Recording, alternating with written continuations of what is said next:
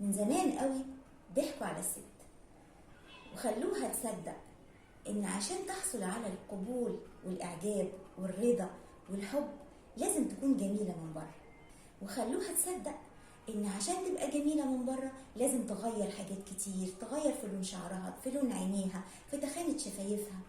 حتى بقت بتصدق ان الجيم والدايت اللي بتعمله مش عشان صحتها، لا ده علشان احافظ على شكلي الخارجي، عشان انا لازم ابقى جميلة بالمعايير العالية جدا اللي حطوها واهلكوا بيها الست واهلكوا الراجل كمان. الراجل دلوقتي بقى من كتر ما شايف معايير فظيعة قدامه مش عارف يبص فين ولا فين، ولا حتى في راجل من الرجالة عاجباه مراته. نسوا يقولولك ان الجمال الحقيقي جوه مش بره، بس انا هقولك ان جمالك الحقيقي في حنانك، في رقتك، في انوثتك، في الامباثي بتاعتك، في تعاطفك مع الاخرين. جمالك الحقيقي في الانتويشن اللي ربنا عطاها لك انت وما عطاهاش للراجل.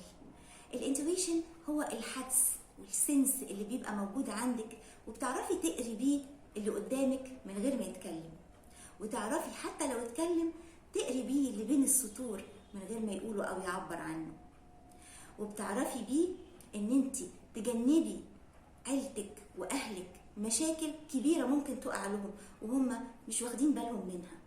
وبالانتويشن اللي عندك انت بقيتي تقدري مع جوزك ومع اولادك انكم تاخدوا قرارات اكتر حكمة وقرارات اكتر امان.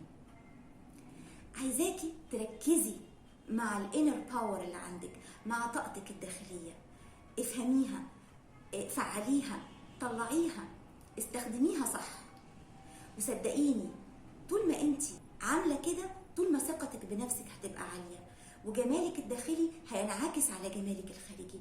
ساعتها لو انت فعلتي الفيمينين انرجي بتاعتك والانر باور القويه اللي عندك، اللي هي بتعتبر قوه رهيبه انت مش حاسه بيها ولا مصدقاها، بس هي فعلا قوه هايله واللي بتخليكي بيها قويه وذكيه وجذابه.